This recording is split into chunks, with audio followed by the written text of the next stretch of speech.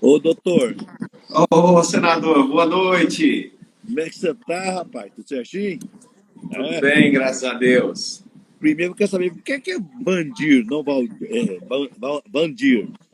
Rapaz, Diferente esse nome, ué. é uma confusão do meu avô.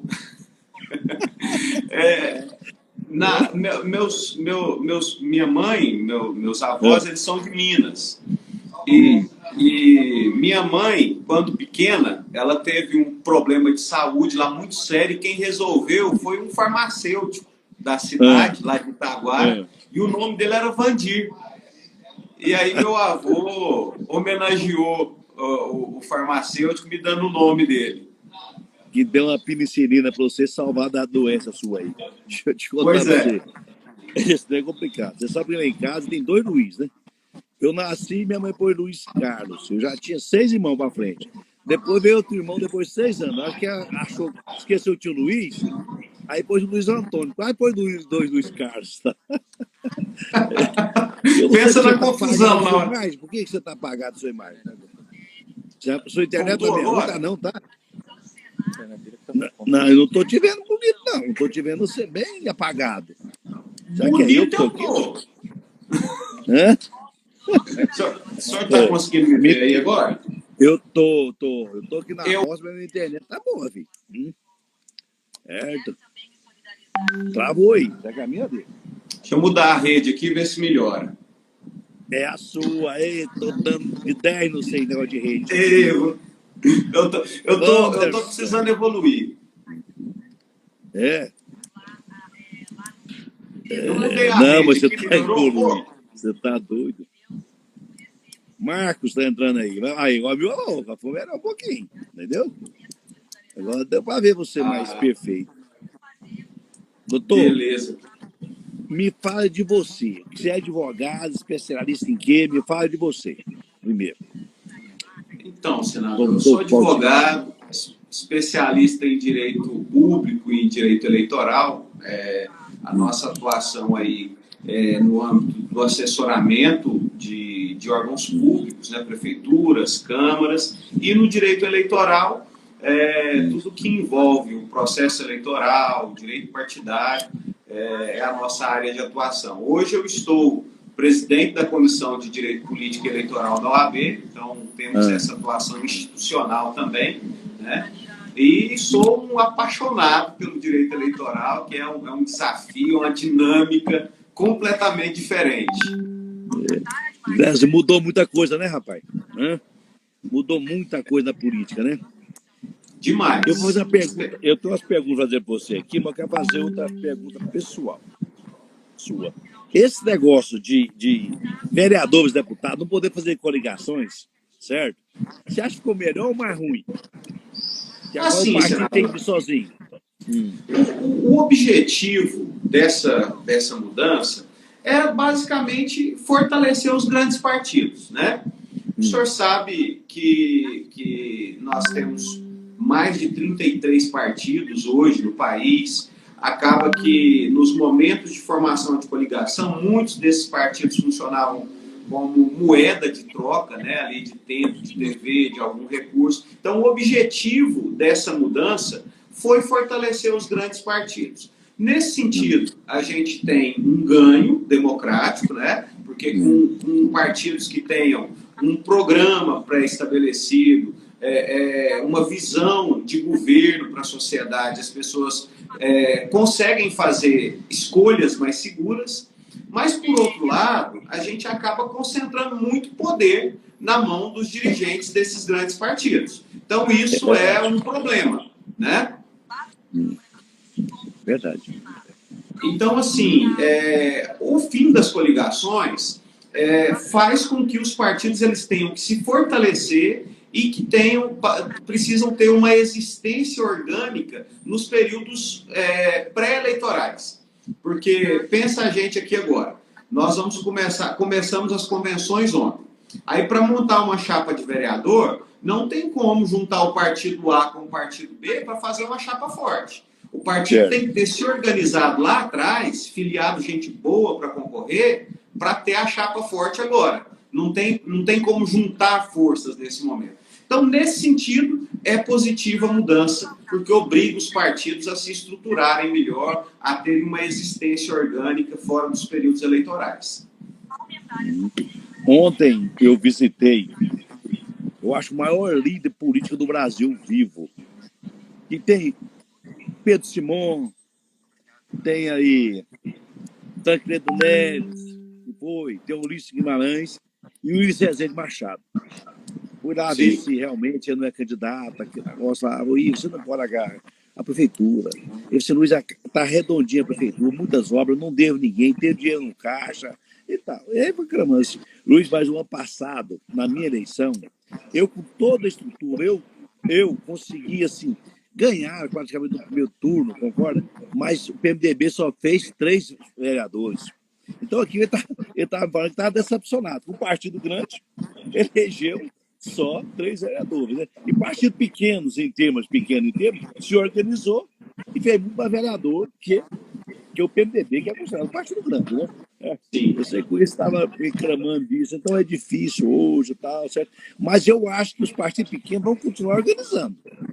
Outra coisa, aquelas barreiras que isso é na esfera federal, para o partido continuar existindo, eu não sei se, isso não é o tema aqui agora, ele tem que fazer não sei quantos deputados em 5 estados, né?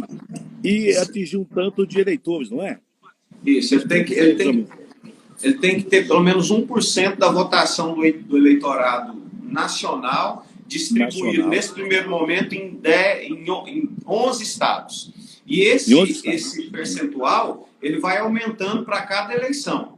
Então, lá em 2030, a estimativa é que a gente tem aí, no máximo, 12 partidos com funcionamento parlamentar, se mantiverem as proporções de votação que eles têm recebido hoje.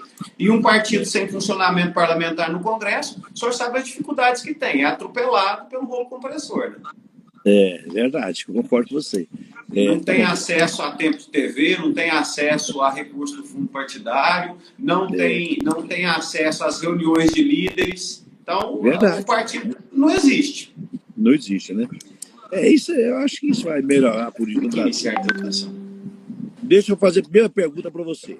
Eu sei que tem muitos candidatos a vereadores. A Ilma, minha irmã. Oi, Ilma, um abraço para você, Ilma. A minha irmã acabou de entrar aí, candidato a vereador, candidato a prefeito, e eu preciso de você me auxiliar nessas eleições aí. Eu falar com o Carlos aí que eu preciso muito de você. O conhecimento seu técnico, que você conhece, é muito importante nessas eleições. E eu preciso. E um senador só é bom quando tem uns auxiliares competentes ao lado dele. Eu sei que não é meu auxiliar, mas eu estou te fazendo esse convite pessoalmente aí. Você, é lógico, sem salário, sem nada, né? Por conhecimento, aí você me ajudar. Nós estamos juntos, senador. Desde o projeto Vereadores do Futuro, nós já estamos juntos, né? Mas agora vai ter muito serviço para você, muito questionamento, tá entendendo? Doutor, bom dia. Para quem nos assiste possa entender um pouco melhor, o senhor poderia primeiro explicar o que é uma convenção partidária, o que é preciso para participar dela? Sim, senador. A convenção partidária é a reunião, a assembleia do condomínio, né? É aquela reunião onde o partido reúne os seus convencionais, seus filiados ou os seus dirigentes, no caso de órgão provisório, e vai decidir o rumo daquele partido na eleição. Vai decidir se vai ter candidato majoritário, vai decidir se vai ter candidato a vereador, vai definir quem serão os candidatos a vereador, vai definir se ao invés de ter um candidato a prefeito, vai coligar com outro partido e lançar um vice ou simplesmente apoiar o candidato do outro partido. Então, a convenção é essa reunião do partido que decide como ele vai atuar naquela determinada eleição. Para participar de uma convenção, eu necessariamente tenho que ser filiado ao partido. Mas não são todos os filiados que votam nessa convenção. Muitos partidos que não estão estruturados como diretórios, eles estão estruturados como comissões provisórias, não pode mexer, estão estruturados como comissões provisórias, esses partidos, quem vota é só os membros da comissão provisória. Nos partidos que têm diretório organizado, via de regra, todos os filiados do partido naquele município, naquela localidade, votam. Né? Então, a convenção é esse momento de escolha dos candidatos, pode participar dela todos os filiados e votam nela aqueles que o estatuto do partido prevê ou os membros da comissão provisória que dirige o partido ali naquele município. Tá certo. Você falou uma coisa importante aí. Então está proibido coligação agora com vereadores. Prefeito do partido com vice-prefeito pode fazer. Isso está liberado. A majoritária pode. Exato. Nós tivemos no ano passado, no ano de 2017, a emenda constitucional 97. O que essa emenda constitucional fez?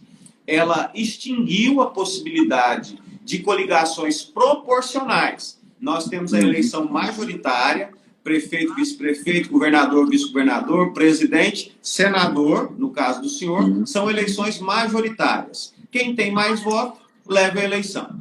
Mas nós temos as eleições proporcionais, que são as eleições onde os vereadores, deputados estaduais, deputados federais são eleitos. Nesse sistema proporcional, não é quem tem mais voto que leva a eleição. É o conjunto dos votos e um cálculo feito que define quem vai levar a eleição. Antes, os partidos poderiam se reunir, né, formar coligações para disputar as eleições proporcionais. A partir da emenda constitucional 97, essa possibilidade acabou. Eu não tenho mais coligação para eleição proporcional, mas eu tenho a possibilidade de coligação para a eleição majoritária, para a eleição de prefeito, de governador, de presidente da República, de senador. Há a possibilidade da coligação majoritária. Só a proporcional que acabou. Tá certo. O que o partido precisa ter para estar apto a realizar suas convenções?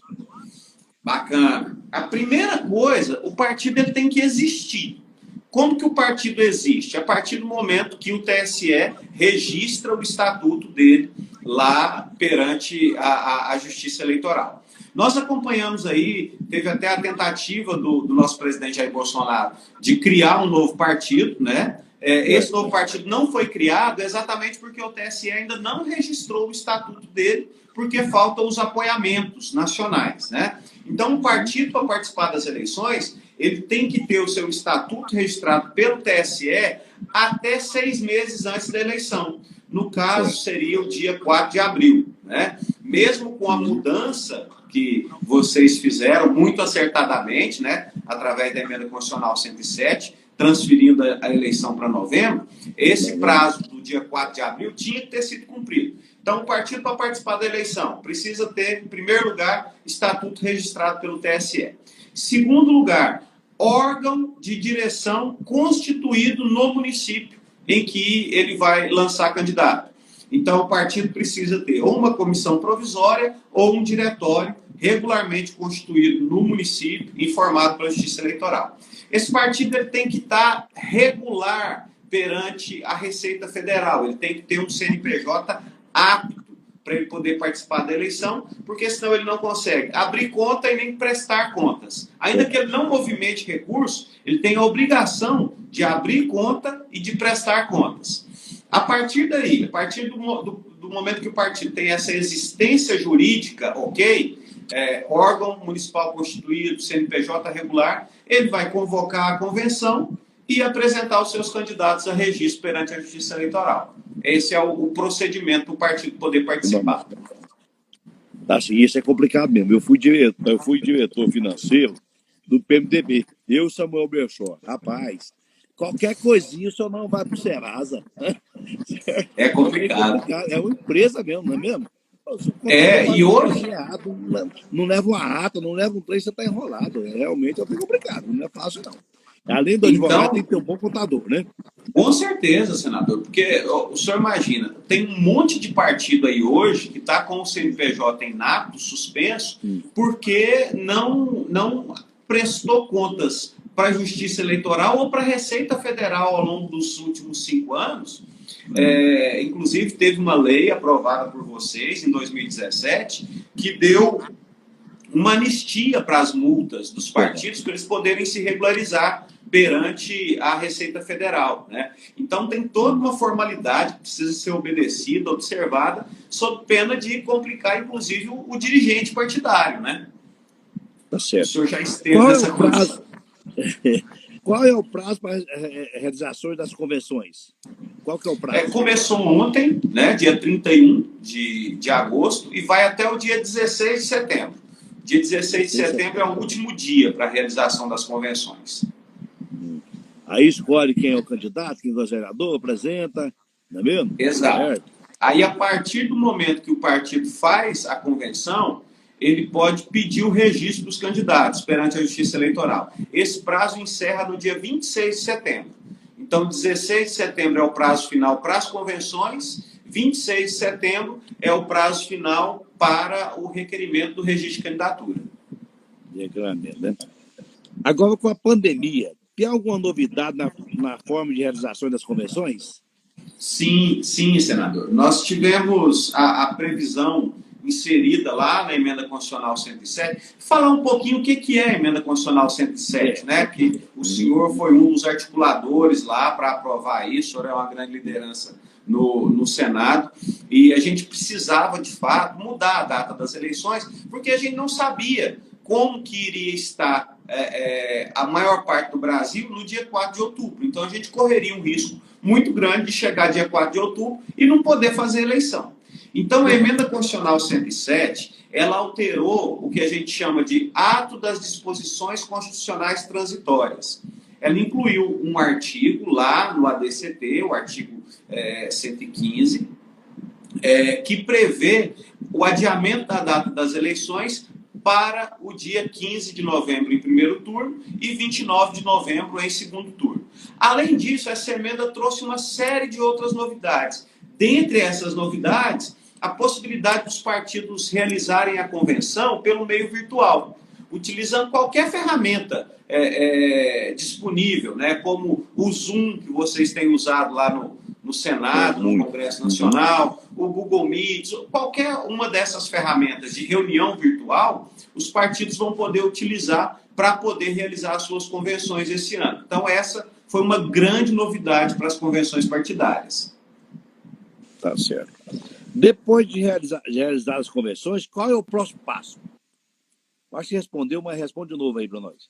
Depois de realizar as convenções, qual é o próximo passo? Entendeu? Cortou, eu não ouvi o senhor. Vou tentar falar. Então tá bom, vou repetir. Depois de realizar as convenções, qual é o próximo passo para dar? Ouviu? Ouviu ou não? Tá falhando, senador. A internet, já que a minha que tá ruim? Agora eu tô ouvindo a minha internet. É? Então vou repetir. Depois de realizadas as convenções, qual é o próximo passo que tem que fazer? O próximo passo é apresentar os candidatos que foram escolhidos na convenção para registro pela Justiça Eleitoral, né? Através de um sistema próprio fornecido pela Justiça Eleitoral e operado pelos partidos nos municípios. Certo. Depois do prazo de envio da documentação para o registro da candidatura, os partidos candidatos podem acrescentar documento faltante? Sim ou não, ou até quando? Olha só, senador. Isso é algo muito importante da gente falar. Via de regra, no momento do registro da candidatura, o candidato ele tem que apresentar todos os documentos para o registro. Se ele não fizer isso, o juiz eleitoral vai receber aquele requerimento de registro e vai verificar lá, está faltando o comprovante de escolaridade.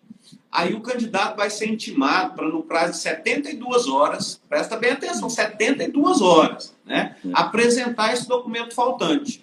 Se ele não apresentar o documento faltante, ele vai ter o registro de candidatura indeferido. O juiz vai negar o registro dele. Então, o ideal apresenta toda a documentação no momento do requerimento de registro. Faltou alguma coisa, teve algum lapso, o juiz pode intimá-lo para complementar em 72 horas. Perdeu esse prazo, com certeza o registro de candidatura vai ser indeferido. Deixa eu fazer uma pergunta boba para você, mas talvez as pessoas que estão assistindo não sabem, né? Sim, Não é tem justiça pergunta comum, boa, não. não. Não é justiça comum, não. Justiça eleitoral. Explica direitinho como é que é esse negócio aí. Isso. Não é na justiça estadual, é na justiça eleitoral. O que acontece? A justiça eleitoral, ela não possui um quadro próprio de juízes no primeiro grau, né? A justiça eleitoral tem um quadro próprio no segundo grau, lá no TRE, mas no primeiro grau, nas zonas eleitorais, os juízes eleitorais são juízes do Tribunal de Justiça do Estado de Goiás, designados juízes eleitorais pelo TRE. Daí, às vezes as pessoas confundem, achando que é a mesma coisa, mas não é. Muitas vezes o cartório funciona dentro do fórum, mas é uma outra justiça. A justiça eleitoral ela é uma justiça federal, ela pertence à União.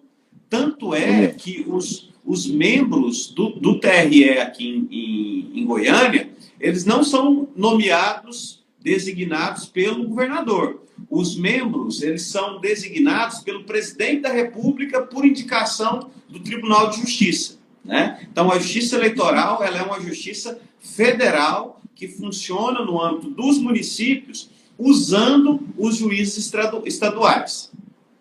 Tá certo. Os partidos podem solicitar registro de candidatura após o prazo? Pode. Pode? Pode. Quais são as hipóteses disso acontecer? Primeiro, o partido ele tem um número de candidatos que ele pode registrar, né? Cada partido pode lançar até 150% do número de cadeiras a preencher. Vamos pensar numa Câmara Municipal de 9 cadeiras. O partido pode lançar 14 candidatos. Muitas vezes, no momento da convenção, o partido só tinha ali 12 candidatos. Aí ele fez a convenção e registrou esses 12 candidatos. Ele tem até 30 dias antes das eleições para complementar essas vagas que ficaram em aberto. Essas 2 vagas que ficaram em aberto, ele tem até 30 dias antes das eleições para complementar elas. Uma outra hipótese é o candidato renunciou ou faleceu no decorrer da campanha. O partido pode pedir a substituição desses candidatos até 30 dias antes das eleições também. Mas o ordinário, o correto é que ele peça o registro até o dia 26. Porque se ele não pedir o registro até o dia 26, ele não pode nem complementar as vagas em aberto e nem substituir, por óbvio, né? Então, o partido ele precisa observar esse prazo limite do dia 26 de setembro. Muito complicado, né? Tem que prestar atenção, não é mesmo? Com certeza. Uma coisa que a justiça não perdoa é a perda de prazo, né? Perdeu o prazo, morreu. Tá fora. Como é a tramitação após o pedido do registro das candidaturas? Tá. Olha só. Hoje, tudo está informatizado, viu, senador? Hoje é tudo eletrônico. Na justiça eleitoral é tudo eletrônico. O partido ele preenche o requerimento de registro de candidatura dentro de um sistema disponibilizado pelo TSE chamado Candex. Então, preencheu os dados ali dentro do Candex, protocola tudo isso através do processo judicial eletrônico, chamado PJE. Hora que a Justiça Eleitoral recebe esses dados, o cartório vai verificar os documentos, ver se está tudo certinho, ver se preencheu corretamente, ver se juntou os documentos que precisava e vai publicar um edital dizendo assim: esses nomes abaixo, filiados ao MDB, requereram registro de candidatura como prefeito e vereador da cidade de Mineiros.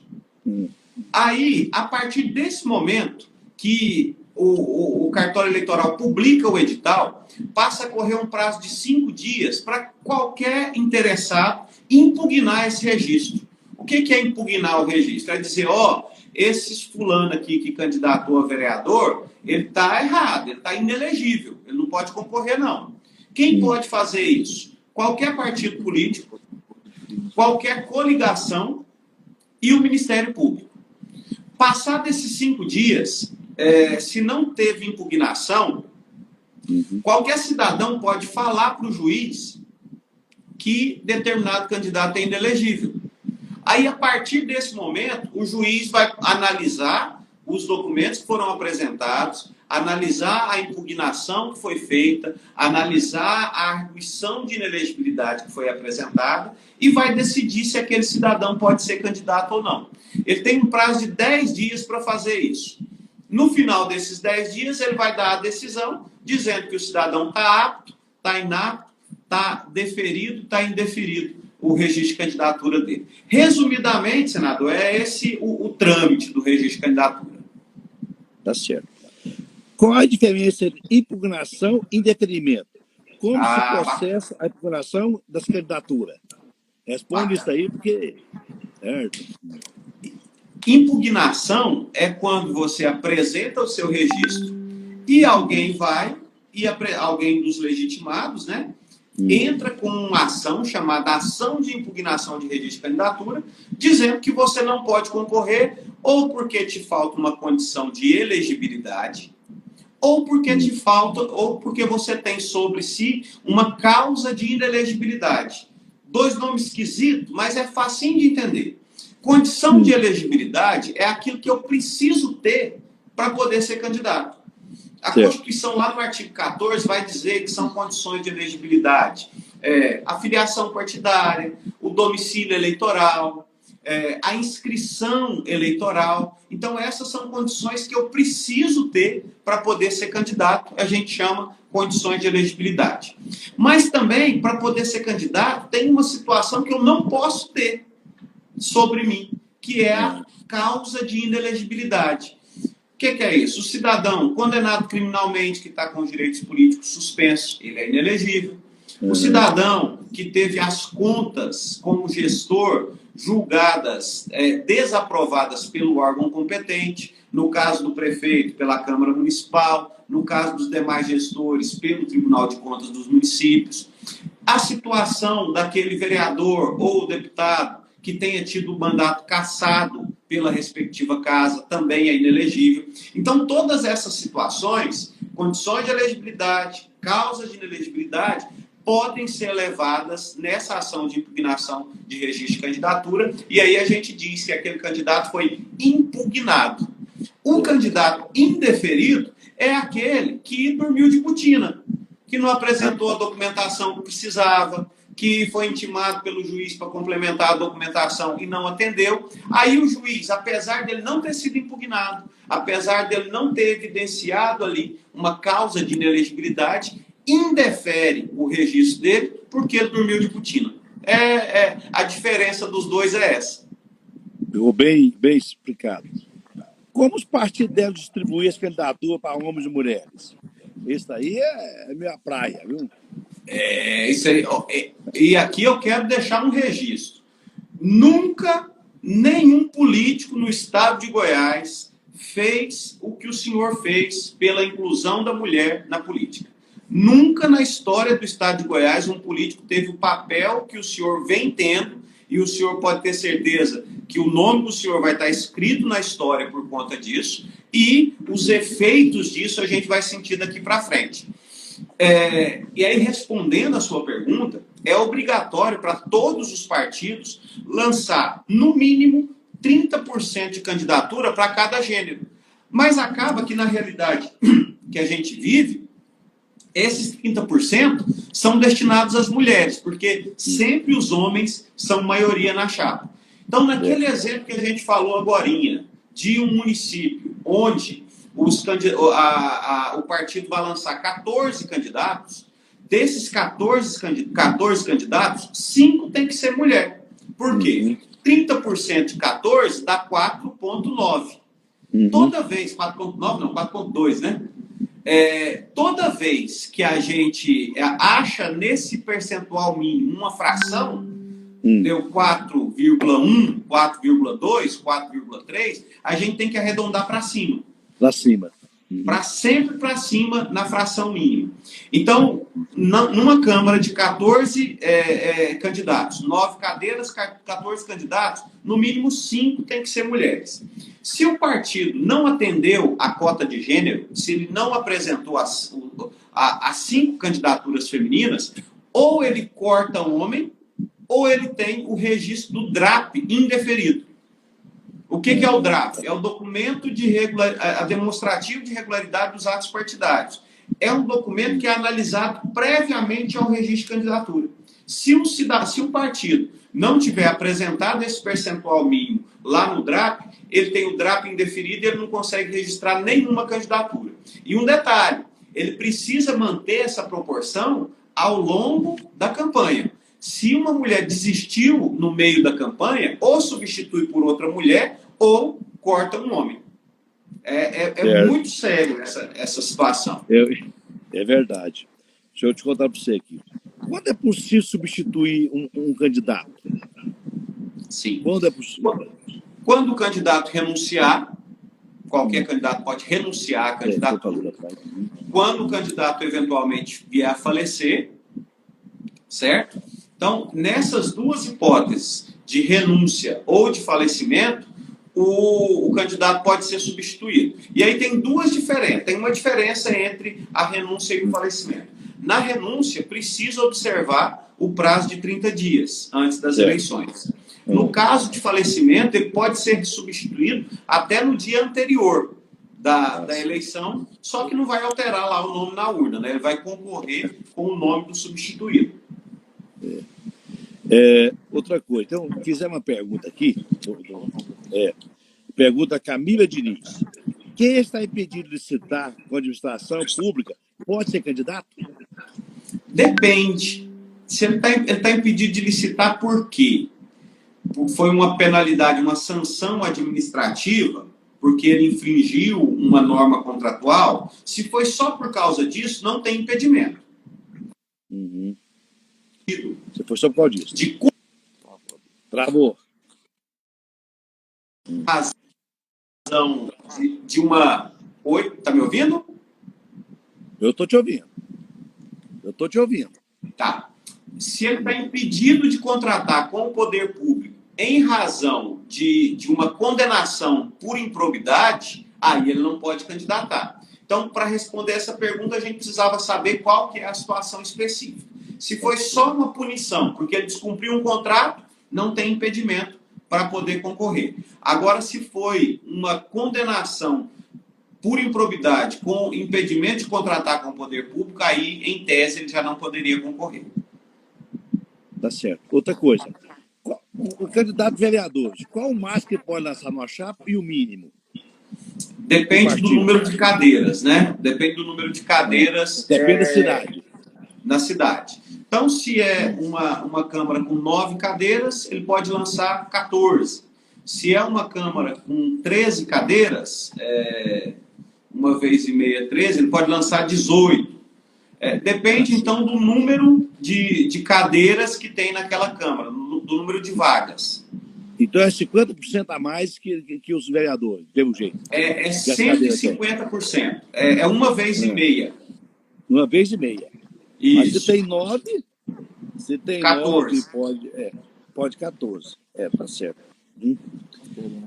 Deixa eu te contar, as minhas perguntas aqui foi muito esclarecedor o seu falar aí. Só que só tem um detalhe. Esse negócio de advogado eleitoral, eu participei já muitas campanhas, isso não é fácil.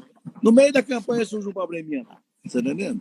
Aquelas denúncias, eu esqueci no ano passado, naquela eleição passada, você tinha uma foto no outdoor seu, que tinha, vamos supor, tinha de ser 2 metros quadrados, né? Certo? Aí o cara punha uma foto de um carro de um lado e do outro, era mais que os dois, né? Tinha até na Justiça Eleitoral um lugar que você entrava e denunciava, né? Eu não sei nem como chamava aquilo. O pardal. É pardal, moço, é pardal, né? Que trem complicado aquilo, né? E qualquer cidadão pode denunciar, né? Pode. Né? Diz que dono de armazém e político não gosta de pardal, viu? É verdade isso aí. Certo.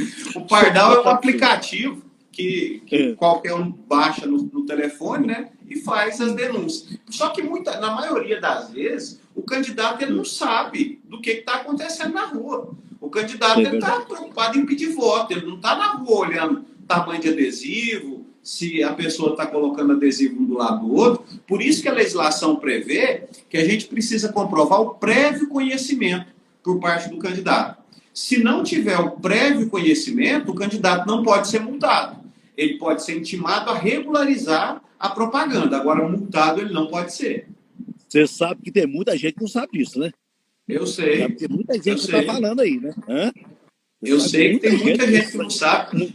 Porque não sabe esse detalhe pequeno aí, né? Que é importante, né? Não é mesmo? O direito eleitoral ele é muito específico, senador. Para o senhor ter uma ideia, eu estou indo para 15 anos de advocacia eleitoral. Então, cada campanha é um aprendizado, é um acúmulo, é uma situação inusitada que a gente vê. E a Justiça Eleitoral, a cada eleição, o próprio Código Eleitoral confere a ela a possibilidade de editar resoluções que vão reger aquela eleição específica. Então, além desse acúmulo de conhecimento que você tem que juntar ao longo da sua vida, você tem que estar atualizado naquilo que o TSE decidiu que vai valer para aquela eleição através das suas resoluções. Então, é muito importante essa atualização para não ficar refém, né? Tá e certo. as multas são pesadas. Deixa eu fazer outra pergunta para você aqui. Quem cuida disso? Eu sei que você falou aí que a eleição é federal. Mesmo o candidato vereador e prefeito, quem cuida disso é a Polícia Federal? Sim. Sim. É tudo federal. A Polícia Judiciária Eleitoral, ela é exercida pela Polícia Federal. O que acontece em algumas situações? Pelo volume da demanda, o juiz ele requer que a Polícia Civil faça as investigações. Mas isso é extraordinário. Quem é responsável pela apuração dos crimes eleitorais é a Polícia Federal. Então, a transferência irregular de título é a Polícia Federal que vai investigar.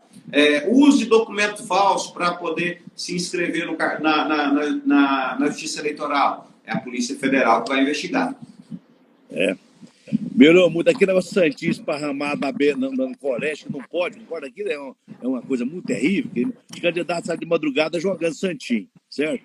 Aqui lá o candidato também é responsável? Olha só, quando fica evidenciado um grande volume de santinhos jogados, o candidato ele é responsabilizado sim, porque ele tem o dever de guarda e de cuidado com o seu material de campanha, né? Então, se alguém pegou a revelia dele, esse material, e jogou na porta de uma escola, ele não poderia ter deixado o material disponível dessa forma. Mas agora, vamos pensar na seguinte situação.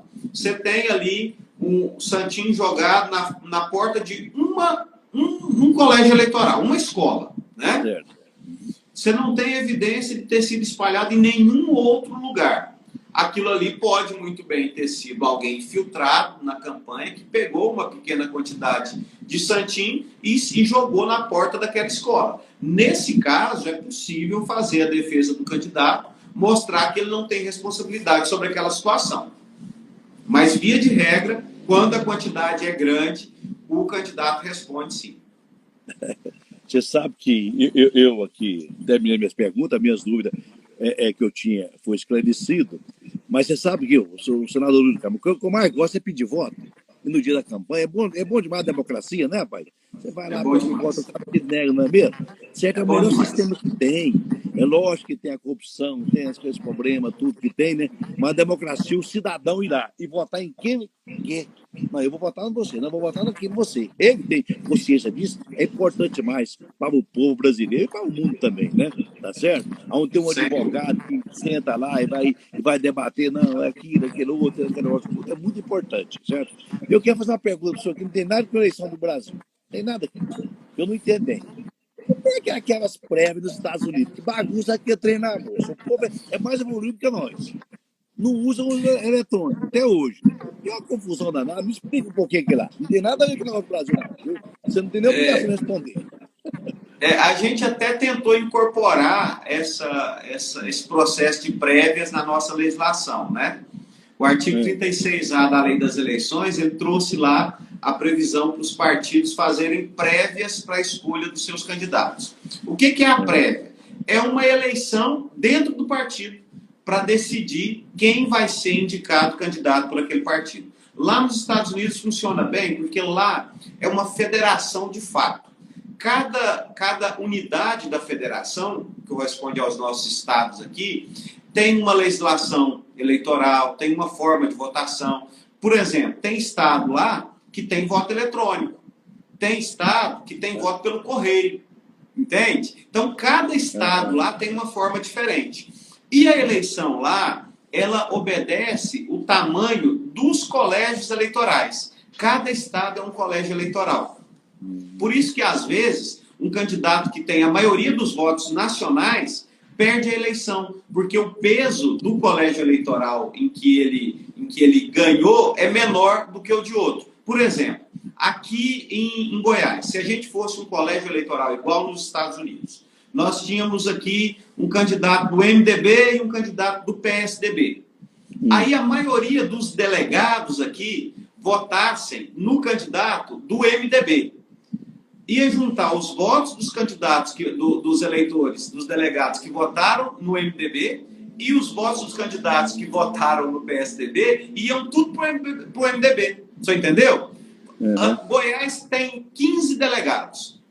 8 delegados votaram no MDB. 7 delegados votaram no PSDB. O candidato do MDB vai levar os 15 votos, porque ele leva os votos do colégio eleitoral inteiro. Entendeu? É um negócio bem diferente, né? Então, a nossa aqui é melhor, galera. Essas prévias, elas servem, em primeiro lugar, para definir quem vai ser o candidato do partido, e lá a gente tem basicamente 2 partidos, né, republicano e democratas, e serve também para mobilizar as bases nos colégios eleitorais, porque o candidato ele não pode correr nenhum risco de perder nesses estados, porque quando ele perde, ele não leva nem os votos de quem votou nele. Ele perde os votos todos, entendeu? Então, a prévia ela tem essas 2 funções, definir o candidato e mobilizar as bases do partido para poder, na eleição, o sujeito levar de fato aquele estado. Até a doutor Antônio entrou aqui nessa live. Nossa, tá bom, viu? Tem muita gente importante entrando aí, né? Eu vi um monte de amigos, ó, doutor Diogo Crossara. O Crossara, esse é famoso, é seu amigo, é? É o homem, é o papo em Goiás, velho. Doutor Diogo é uma referência no direito eleitoral, aprendo muito com ele.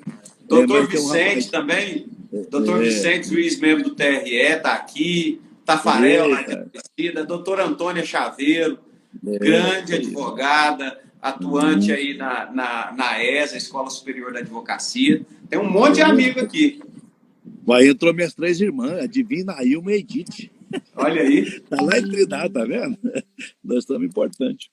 Eu só quero o seguinte, qual que é o seu telefone? Depois você me passa o telefone, que eu quero pôr a pessoa, talvez, para alguém aí, para divulgar seu telefone, concorda? Talvez a pessoa está com dificuldade e não tem um advogado, concorda?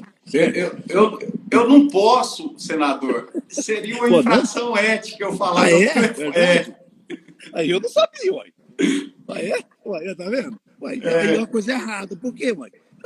Eu posso escolher meu advogado, não posso? Não, é porque como a gente está fazendo uma live, tem um universo de pessoas assistindo, o Estatuto da OAB, ele proíbe que o advogado ele faça uma divulgação como se fosse comercial. Então, aí eu tenho esse impedimento.